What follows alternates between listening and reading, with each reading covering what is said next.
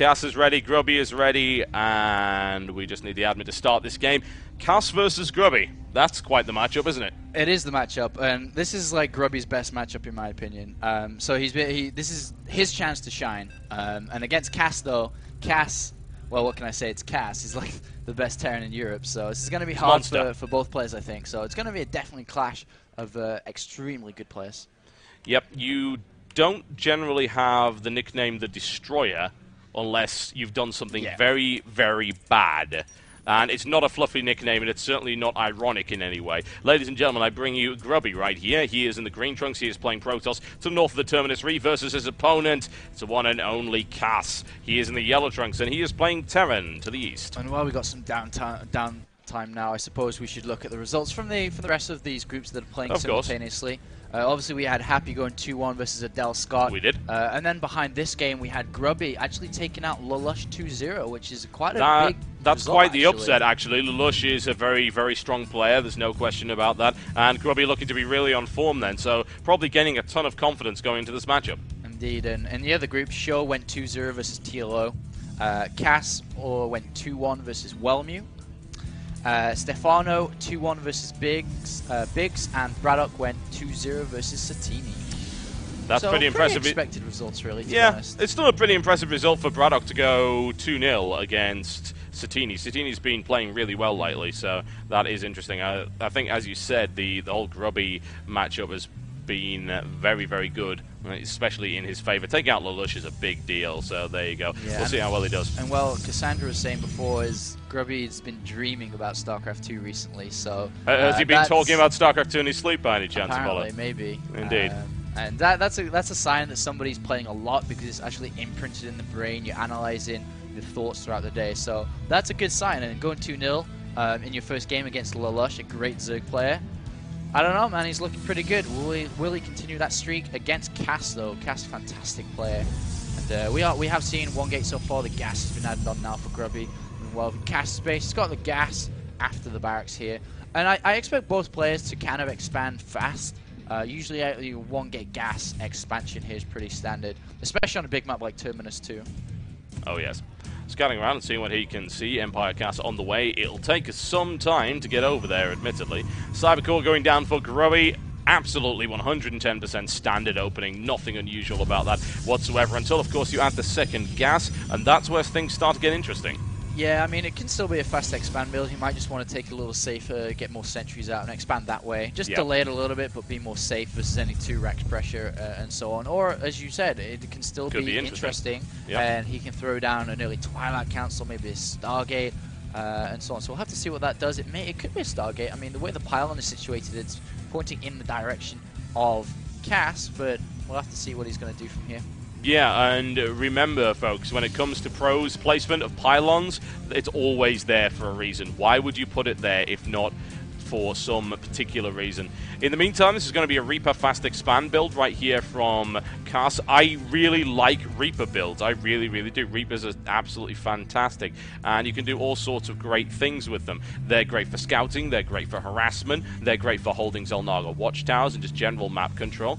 And out goes the Reaper, and we'll see what he decides to do with it. He's actually going to hold it here for the time being, or I was going to say, he probably wants to hide it from the probe, I would think, because that makes things a little bit too obvious to Grubby. He hasn't seen the expansion yet. All he knows is there's a very overly defensive Marine who might just have had a really bad day.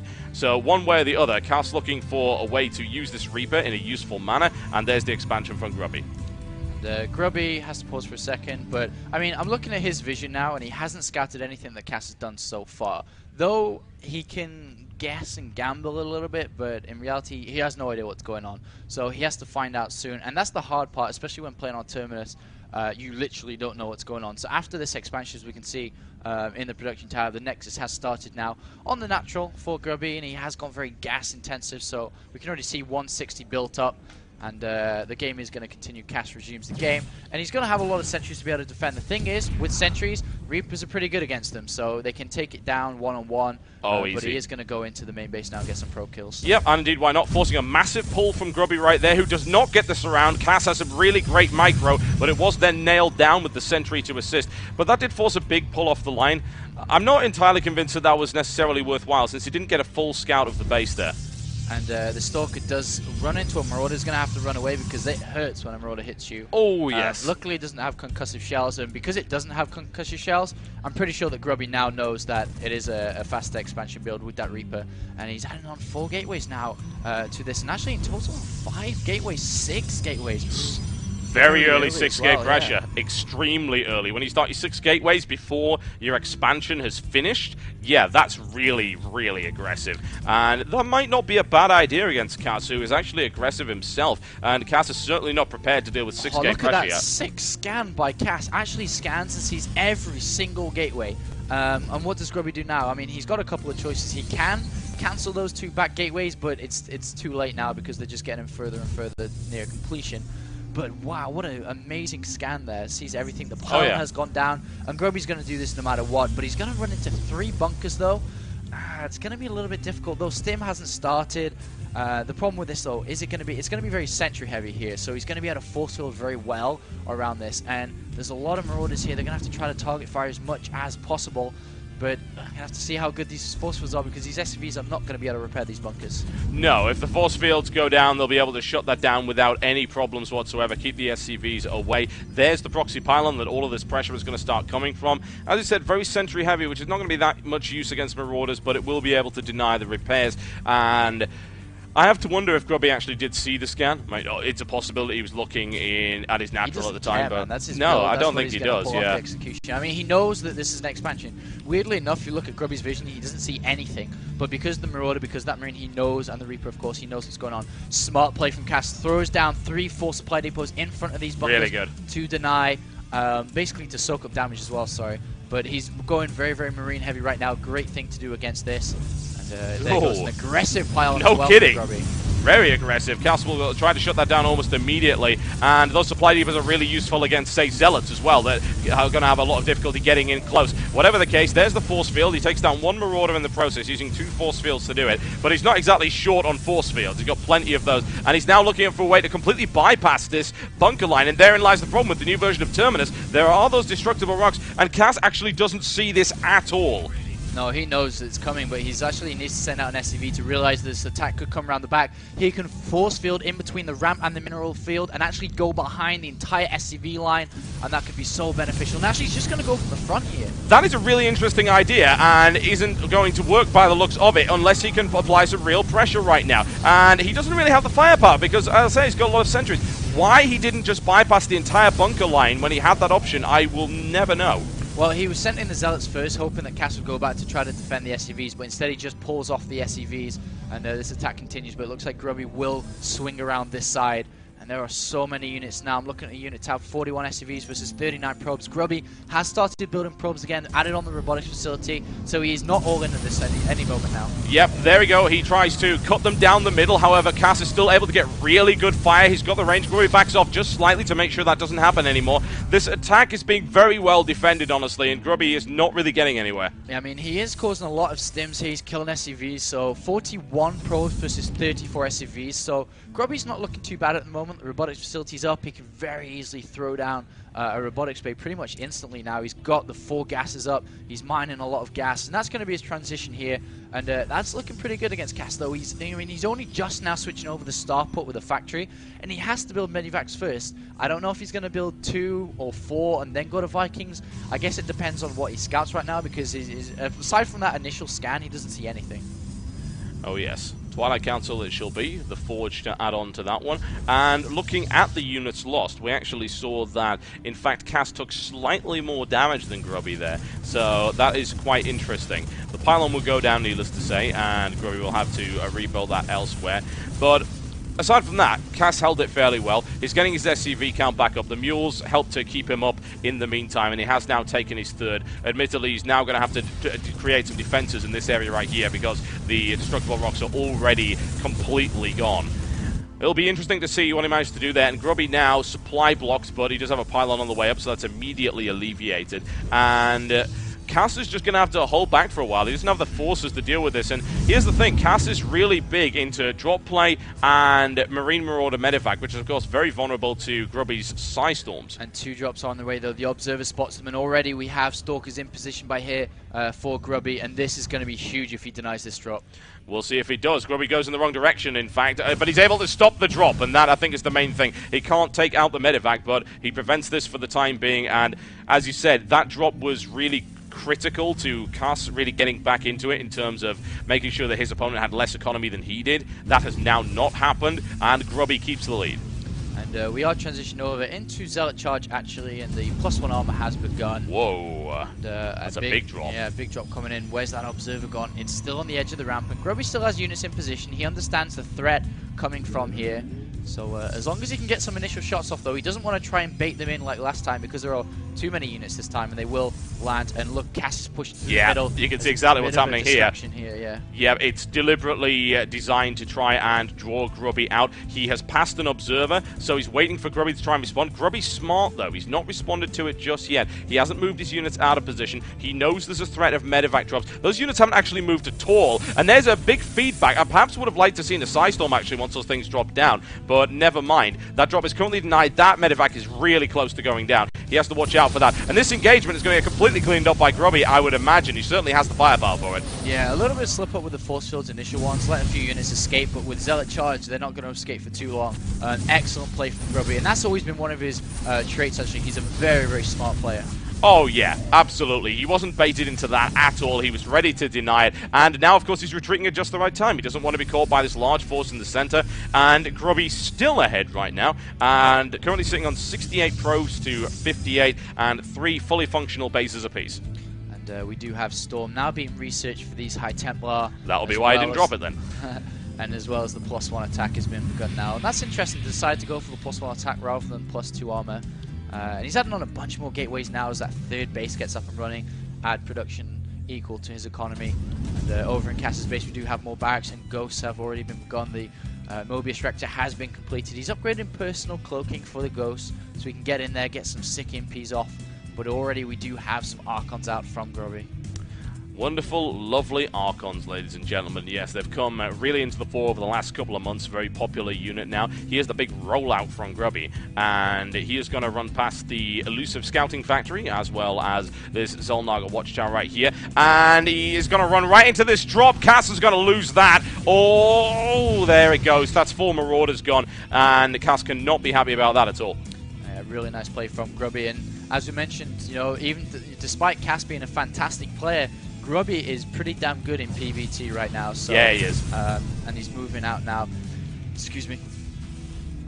Not a problem. We've got Cass right here moving out in a defense, and a couple of ghosts in the mix as well. They're a little bit too far forward for my liking. There's a possibility of them getting sniped off very quickly. There is a High Templar with good feedback abilities right there. And it comes around the side. The EMPs actually hit 1 High Templar and 1 Sentry, which is not what I would call ideal at all, since Cass's ghost count is not as high as I would like, and he does need to get quite a lot of energy. He's still only on about half energy on most of these, and of course 2 of them are very low now. Grubby feels no need to move whatsoever, because in the meantime, he's secured his 4th right here. It's actually quite far out, but needless to say, he wants it to be placed away from Cass's forces. And I love the observer placement from Grubby, and he just literally sees everything on the map. You click on his vision, he has 2 observers at the north, he has a patrol move Zealot at the south, a pylon there, control the Zelnaga towers. He can literally see everything, which is so important against playing against good Terran players. They will literally try to drop you, and especially as now you're moving to the middle of the map.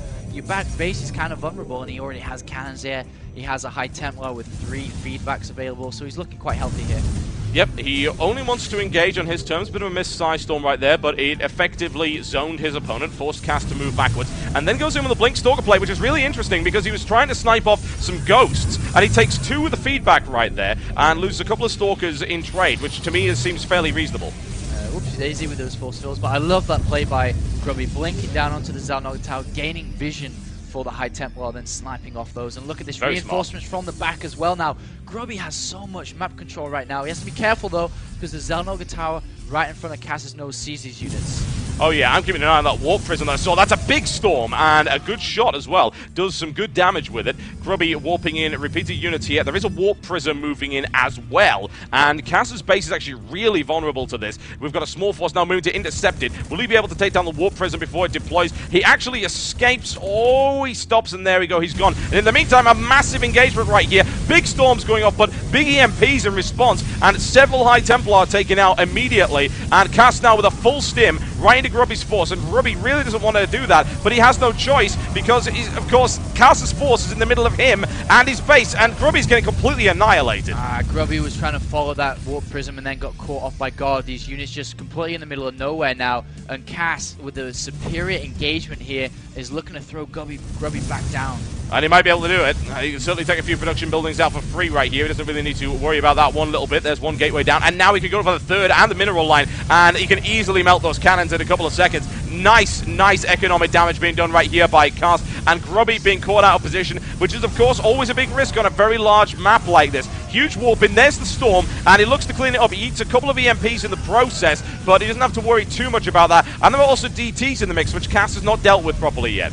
Yeah, it looks like this attack will finally be cleaned up. The medivac goes down as well. The one saving grace for Grubby in this game is the fact that he has this fourth base up and running, and Cass has no idea about it. Though this medivac with 3 Marines, let's have a look at the path. Oh, it's going to scout it eventually. Grubby, understanding that, has a lot of high Templar warped in, though. He needs to leave one back to feed back this medivac, otherwise it will drop 3 Marines onto this base. Yeah, it would be nice if he was able to deal with that. Whatever the case, Grubby, with lots of Chrono Boost available actually here, he could be using that on all sorts of different things. Regardless, Grubby in a pretty decent position right now as he goes in for an attack. However, he's going to meet the hammer blow force of Cass right here, and that's not really what he wants at all. Even with 5 Archons, that's still a lot of firepower that could be potentially dealt out to Grubby's forces. Cass still doesn't know about that fourth base, which has brought Grubby back into the game now. 67 pros versus 68. The food count 142 for Grubby versus 150. The upgrades are equal at the moment, 2-2 for each players, and +3 attack now being researched for Grubby. Yeah, this has turned into a really interesting macro game between these two, and honestly, Grubby's map control is really helping him out an awful lot. The question is, can he deal with this space down here with a large force between him and that? It seems fairly unlikely. There's the quick scan used right there to immediately eliminate the High Templar before it can take that Marauder out, and another High Templar, Dark Templar in fact, there as well. That will most likely be caught. Can he stop the missile turret? No, he can't, because there's yet another scan being used. Admittedly, that is not helping Cass's economy one little bit, and as such, it's a pretty decent piece of harassment. Yeah, it's a nice trade from Grubby to send him 1 DT all the time to actually lose a DT, and he even scanned despite having a turret there. So he wasted a scan without even needing to there.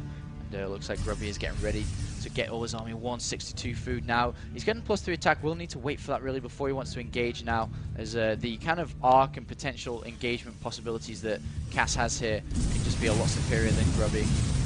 Yeah, he could do an awful lot of damage. There's a storm, which wasn't exactly as good as I would like, immediately sniped off there by a cadre of ghosts. And Cass now just holding on this fourth base. And in the meantime, a big drop in the middle of Grubby's base right here with a single medevac and trying to take out a Nexus. Admittedly, that's not really going to help him all that much because this base is pretty much mined out. A warp-in should be able to clean this up. And here we've got Cass now reforming, possibly for an attack. Grubby needs an observer in the center of the map because these cloak ghosts cause him a few problems, having to force back. He's losing a lot of High Templar because of that, and he's literally having to go to Archons all the time. And now Cass is moving up. He has 2-2 upgrades at the moment, and he's going to try to look for an engagement here. Yeah, we're going to drop in the base, but we're going to be more interested in what's going on right here. Nexus trying to be dealt with right here, and he needs to take those ghosts out as quickly as possible. Very few EMPs going out. The problem is the Cass's army is just huge right now, and he's stomping all over whatever Grubby throws at him. Yeah, and Grubby's down at 120 food. It's not looking good for Grubster right now. So we have a lot of units here, but not enough to fight against Cass, who's very close to having 3-3 upgrades now.